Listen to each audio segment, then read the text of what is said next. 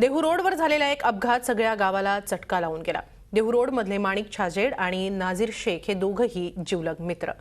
त्यांची मैत्री इतकी घट्ट की मृत्यूच्या वेळीही त्यांनी एकमेकांची साथ सोडली नाही। गावात जय आणि वीरूची जोडी म्हणूनच दोघंही प्रसिद्ध होते। रविवारी रात्री हे दोघंही मित्र बाईकवरून घरी जात होते, त्यावेळी मुंबईकडून पुण्याकडे जाणाऱ्या एका कंटेनरनं त्यांना उडवलं।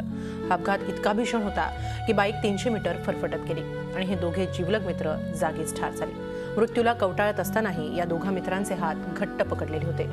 त्यांचा असा करुण अंत झाल्यानं देहू रोड मधल्या नागरिकांना भावना अनावर झाल्या। या अपघातानंतर कंटेनर चालक मात्र फरार झालाय।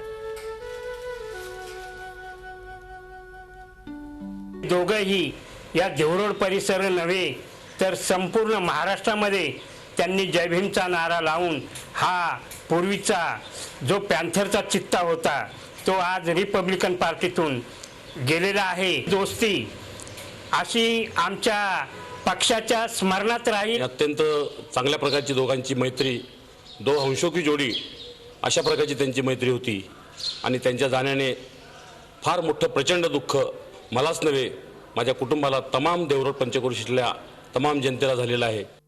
झी 24 तास एक पाऊल पुढे।